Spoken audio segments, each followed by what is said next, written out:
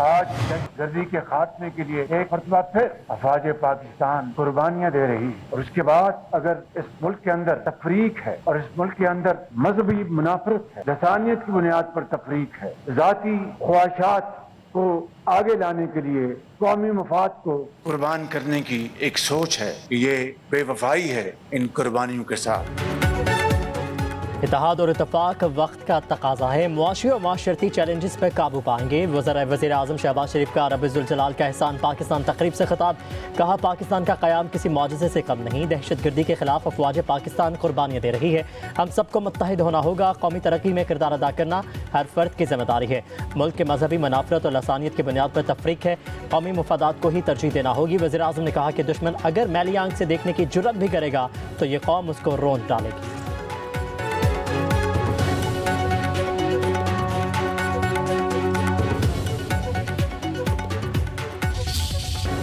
वज़ीर आज़म की ज़ेर सदारत अस्करी और सूबाई क़यादत की बड़ी बैठक। मुल्क दुश्मन मुहिम का मुंह तोड़ जवाब देने का फैसला।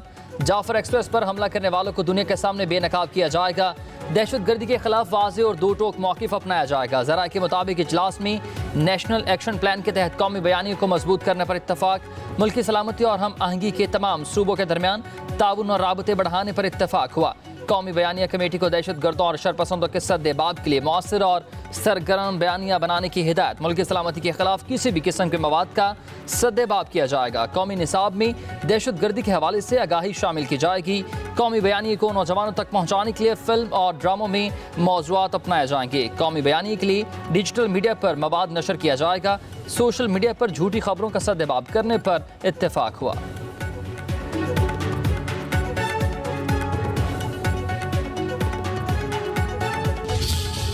अपना गिरेबान झांके। सीटीडी कमजोर होने की वजह से केपी में दहशतगर्दी होती है। रोजाना की बुनियाद पर दहशतगर्दी की जंग में कोई तकड़ा बयान या रिजॉल्व शो करने की बजाय कोई बहाना या कोई ऐसा बयानिया पेश करना कि जिससे दहशतगर्दों की हौसला अफजाई हो। मुझे ये बताइए, 4000 वो जेट ब्लैक दहशतगर्द किसने लाकर बसाए? रेड कारपेट बिछाकर और बॉर्डर खोल के बानी पीटीआई ने 4000 दहशतगर्दों को बसाया है केपी में और पाकिस्तान में। कुरान पाक में ये हुक्म है कि इस तरह के ख्वारिज और फसादियों को कला कमा करना है। वज़ीर आला खैबर पख्तूनख्वा ने दहशतगर्दी के खिलाफ जंग से बचने की कोशिश की। बानी पीटीआई ने रेड कारपेट बिछाकर दहशतगर्दों को आबाद किया। अली अमीन का बयानिया दहशतगर्दों की हौसला अफजाई करता है, वो अपने गिरेबान में झांके।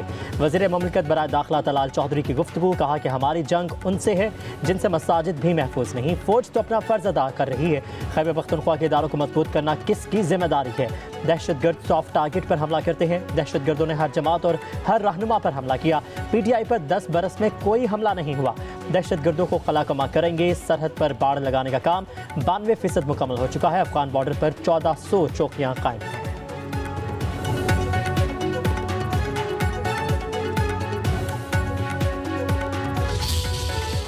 दहशतगर्दी का ना कोई कौम है, ना इसका कोई मजहब है।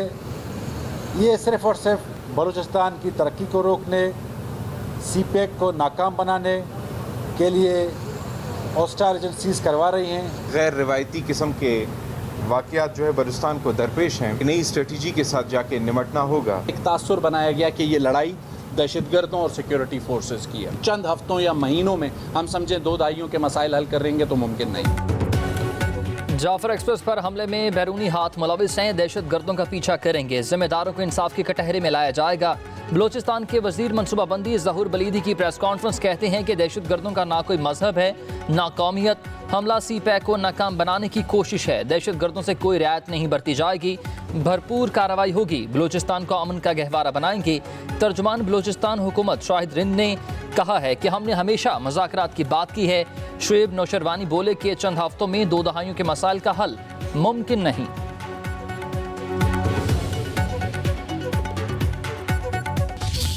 हुकूमत का पेट्रोल की कीमत में कमी का ऐलान। पेट्रोल 1 रुपया फी लीटर सस्ता। नई कीमत 254 रुपये 63 पैसे मुकर्रर। हाई स्पीड डीजल की कीमत बरकरार। नोटिफिकेशन जारी। नई कीमतों का इतलाक हो गया।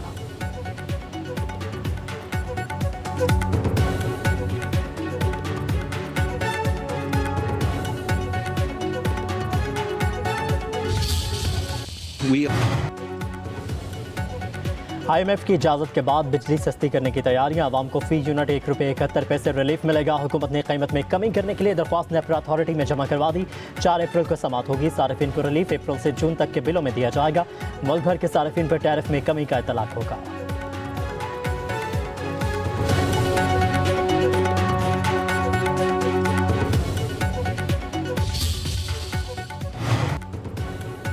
वज़ीर आला पंजाब मरीम नवाज की ज़ेर सदारत ख़ुसूसी इजलास हुआ। तौंसा में मुबैना तौर पर एड्स फैलने के असबाब का जायज़ा, जिम्मेदारों का तयन करने की हिदायत। एड्स के रिस्क से बचाव के लिए मौसर और ठोस इक़दाम का हुक्म। बीमारी के सद्दबाब के लिए ऑपरेशनल प्लान तलब। यूनिसेफ, WHO और महकमा हेल्थ पंजाब का जॉइंट मिशन कायम हुआ। वज़ीर आला पंजाब को तजावीज़ पेश करेगा। मुतासरा इलाकों में हाउस होल्ड स्क्रीनिंग भी की जाएगी। मरीम नवाज का कहना है कि एड्स से मुतासरा बच्चों के इलाज में कोई कमी या फिर कोताही बर्दाश्त नहीं की जाएगी।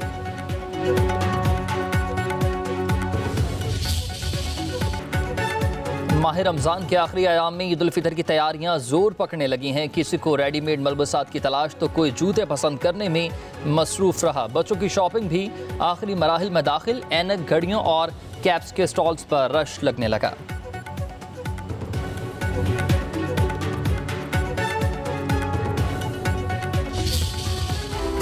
मीठी ईद पर फ्यूनिया हर घर की पसंदीदा। बाजारों में फ्यूनियों की खुशबू हर तरफ फैल गई। खास अज्जा और रवायती तरीके से बनी फ्यूनिया ईद की खुशियाँ दोबारा कर देती है।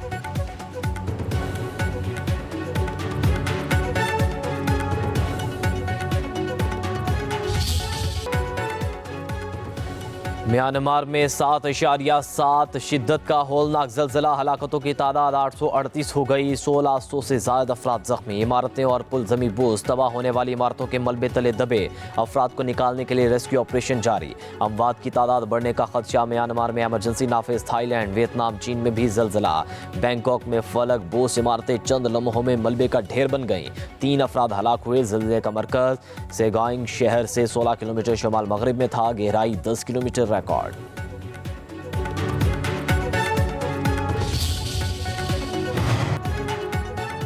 वज़ीर-ए-आज़म शहबाज शरीफ का म्यांमार, थाईलैंड में ज़लज़ले से कीमती जानों के ज़िया पर इज़हार अफसोस। सोशल मीडिया पर बयान में लिखा, मुश्किल की इस घड़ी में हमारी हमदर्दियाँ दोनों ममालिक के अवाम के साथ हैं। पाकिस्तान थाईलैंड और म्यांमार के साथ इज़हार यकजहती करता है। उधर वज़ारत ख़ारजा के एलामी के मुताबिक म्यांमार और थाईलैंड में पाकिस्तानियों की मदद के लिए सिफारतखानों को अलर्ट कर दिया गया।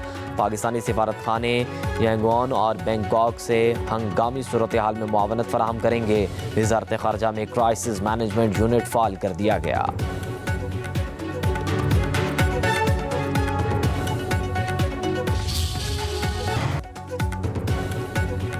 और रवां साल का पहला जुज़वी सूरज ग्रहण पाकिस्तान में दिखाई नहीं देगा। पाकिस्तानी वक्त के मुताबिक सुबह 9:50 पर सूरज ग्रहण शुरू हुआ।